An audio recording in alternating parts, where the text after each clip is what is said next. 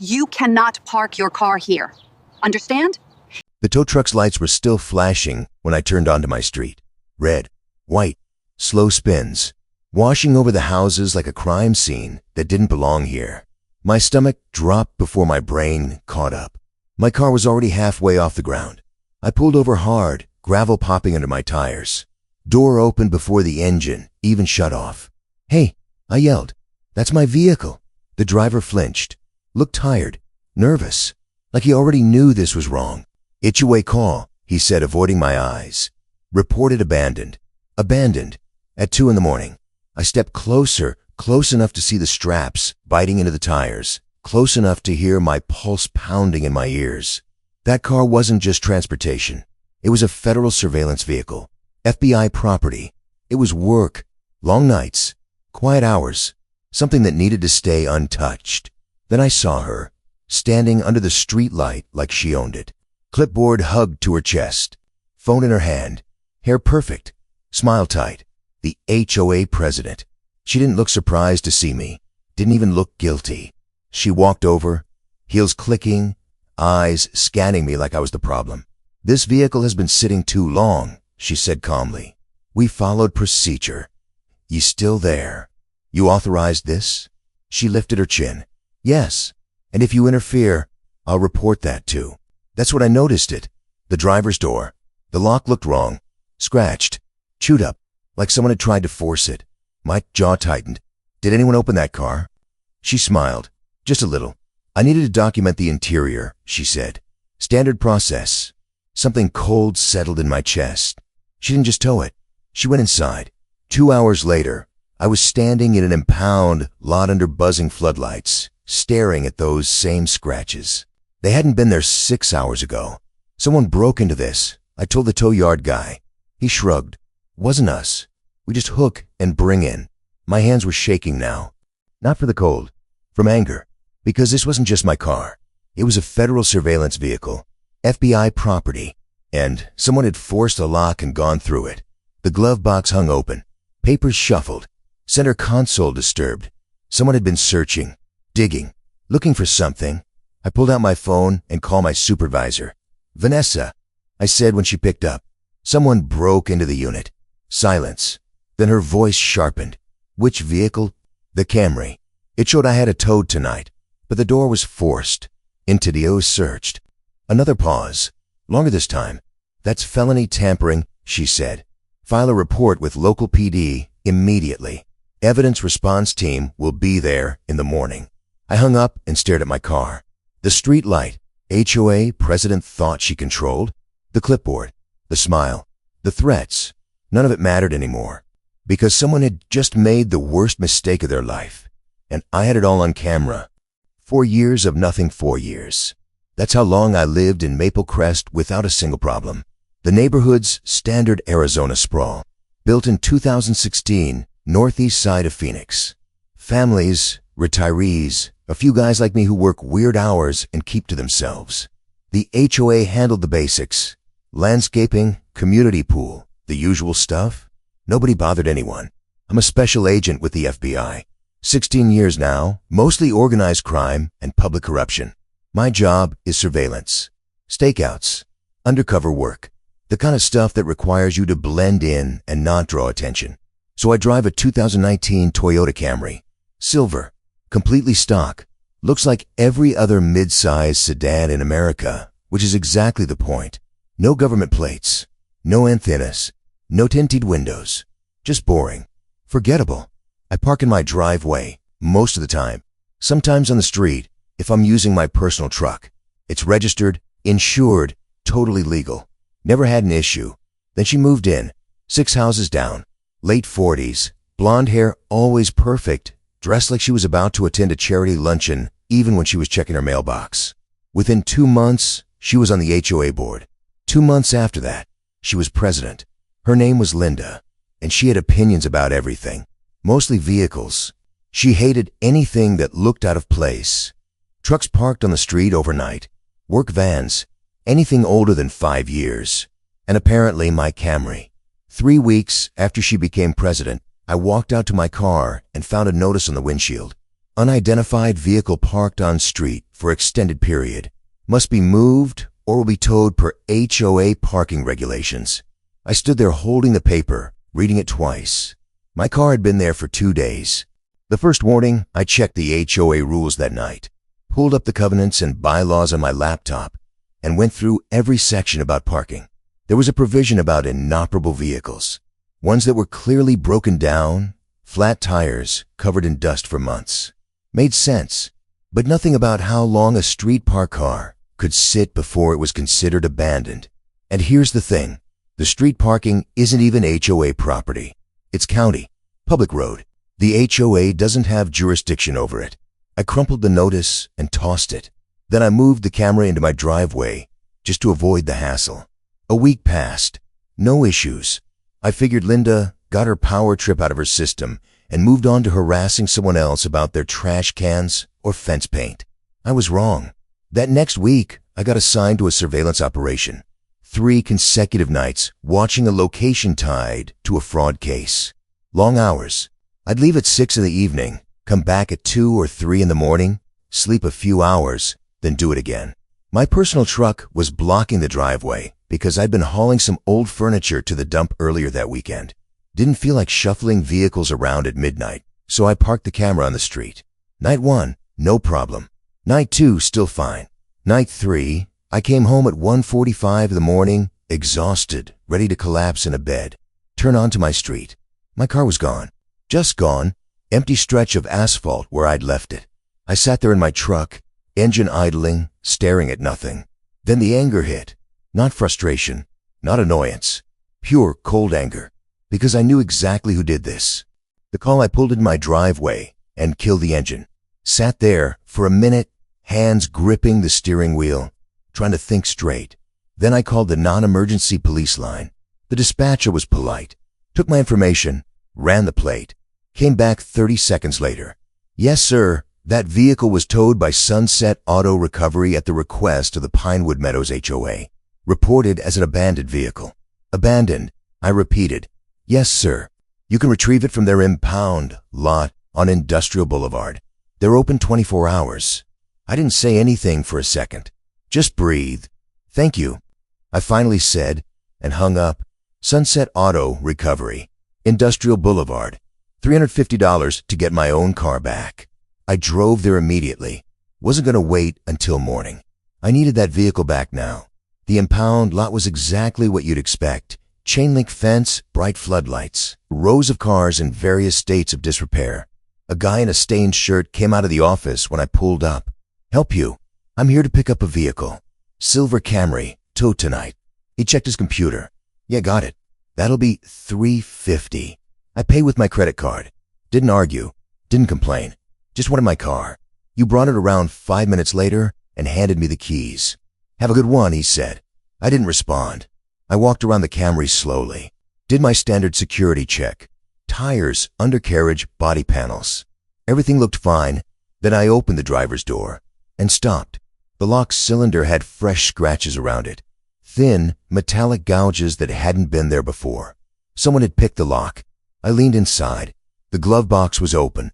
Papers in the center console were shuffled, moved. Not how I'd left them. Someone had been inside this vehicle. And that's when everything changed. The footage, I drove home and parked the camera in my garage. Didn't touch anything else inside. Closed the door, locked it, and went straight to my computer.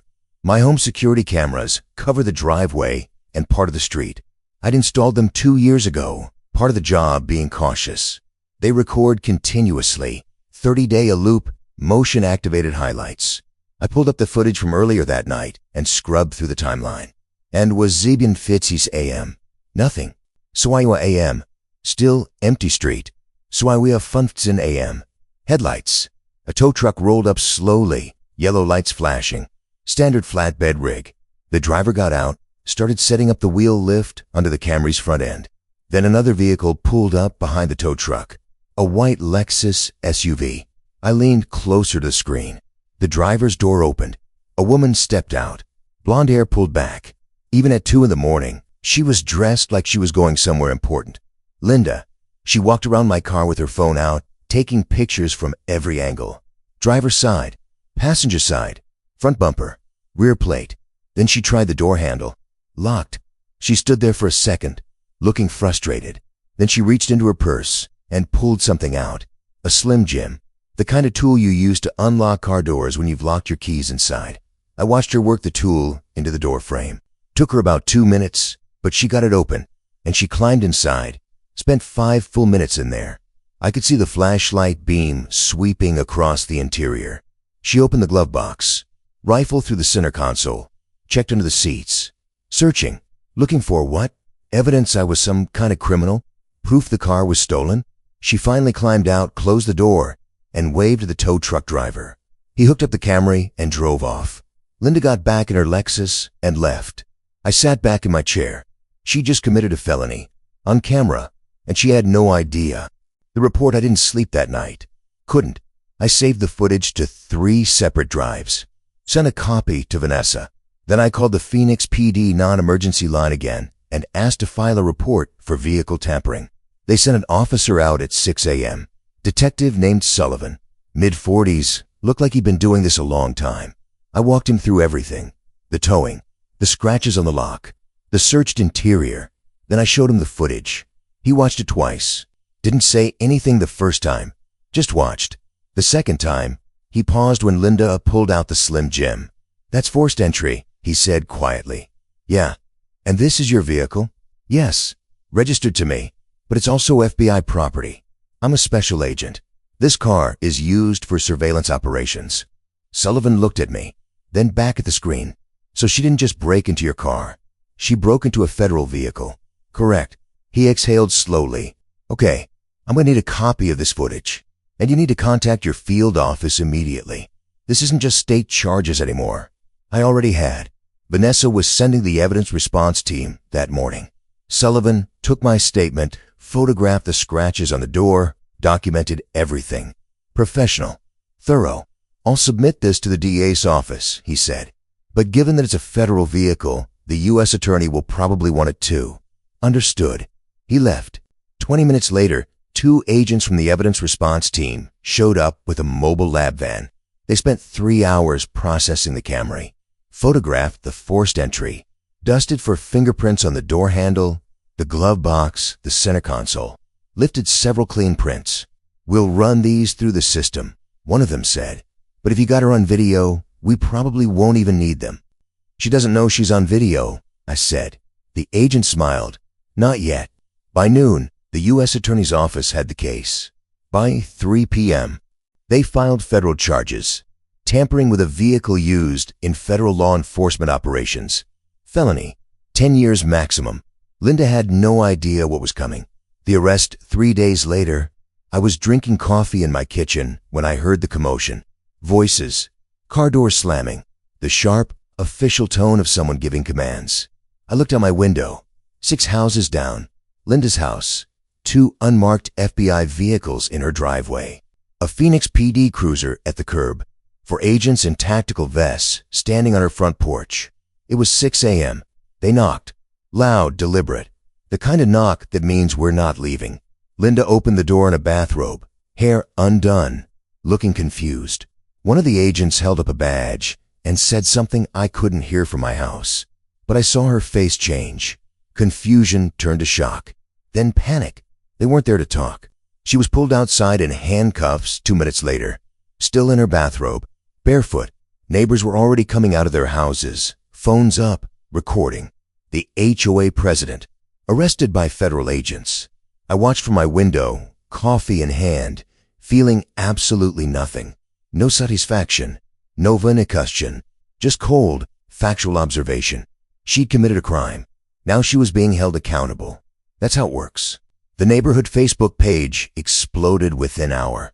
Speculation, rumors, wild theories. Some people thought it was a mistake. Others said they weren't surprised. Linda had been power tripping for months. Her attorney tried to spin it, said she was conducting legitimate HOA business by checking an abandoned vehicle before authorizing the tow. But the video didn't lie. You don't use a Slim Jim to conduct HOA business.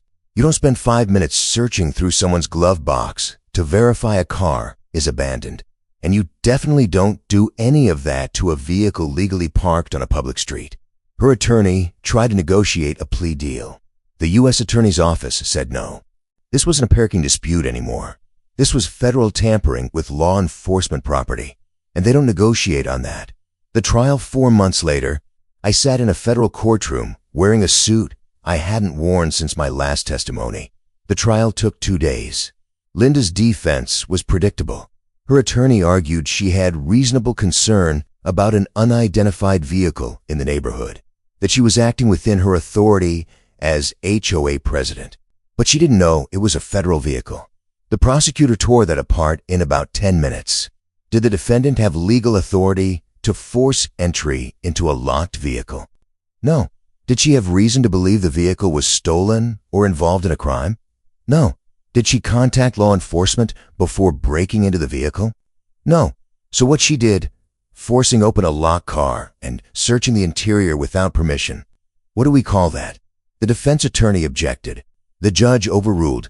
Breaking and entering, the prosecutor said, vehicle burglary, and in this case, tampering with federal property. I testified on day 2, walked the jury through my job, the purpose of the vehicle, the discovery of the forced entry. Then they played the footage. The courtroom went silent. You'd see everything. Linda circling the car with her phone, pulling out the Slim Jim, working the lock, climbing inside with the flashlight, searching. One juror shook her head. When the video ended, the prosecutor asked me one question. Agent, in your 16 years with the FBI, have you ever seen a homeowners association president break into a federal surveillance vehicle? No, I said. This is the first time. The defense didn't cross-examine me. The evidence response team testified next, confirmed the forced entry, confirmed Linda's fingerprints matched the ones lifted from the interior. Detective Sullivan testified about the state investigation. The jury deliberated for 3 hours. Guilty on the federal tampering charge. Guilty on both state charges, vehicle burglary and criminal mischief. The judge didn't smile, didn't editorialize, just read the verdict and set a sentencing date. 18 months in federal prison. 2 years supervised release after that. $4,000 in restitution for the cost of processing the vehicle, changing the locks, and my time dealing with the case. Linda sat frozen, didn't cry, didn't speak, just stared straight ahead like she couldn't believe it was real.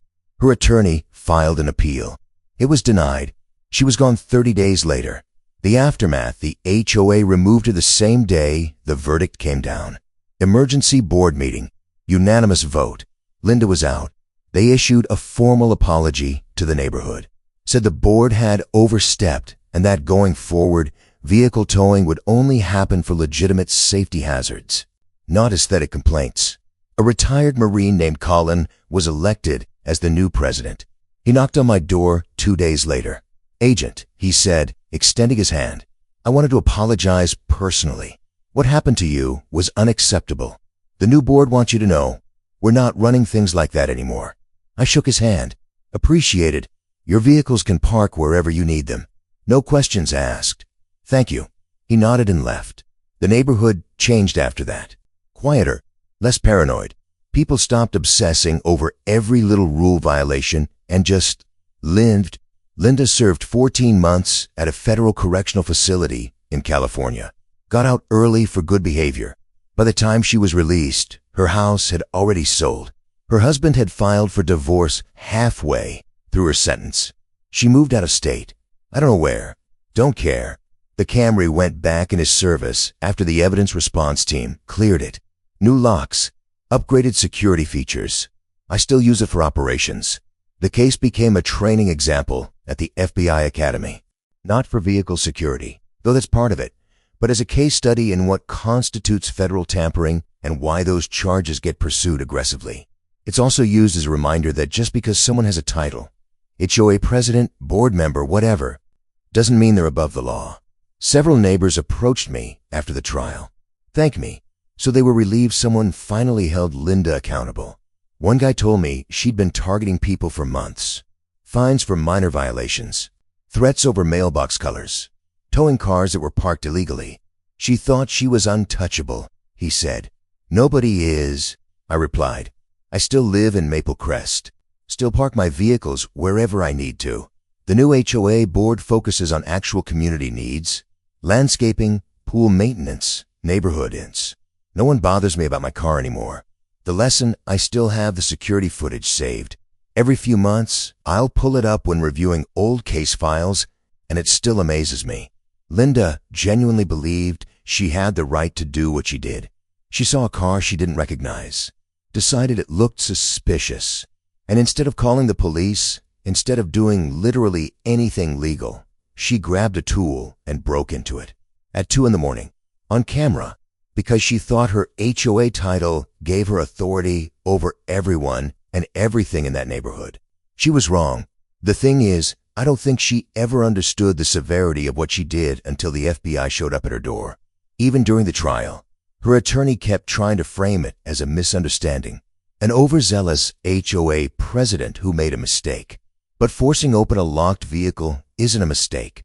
Searching through someone's personal property without permission isn't a mistake. It's a crime. And when that vehicle happens to belong to federal law enforcement, it's a federal crime. I've had people ask me if I feel bad about what happened to her. 18 months in prison, divorce, lost her home, had to move away and start over. No, I don't. She made a choice. She chose to break the law because she thought the rules didn't apply to her. And when you make that choice, you accept the consequences. I didn't ruin her life. She did that herself. The moment she pulled out that Slim Jim and forced my car door open, her fate was sealed. I just made sure the evidence got to the right people. If you've ever dealt with an HOA board member who damaged your property while claiming authority, or someone broke into your vehicle thinking they had the right to do it, you're not alone. Authority has limits, and breaking the law in the name of enforcement has real consequences. Sometimes the car you decide to break into belongs to exactly the wrong person, and sometimes that person has cameras.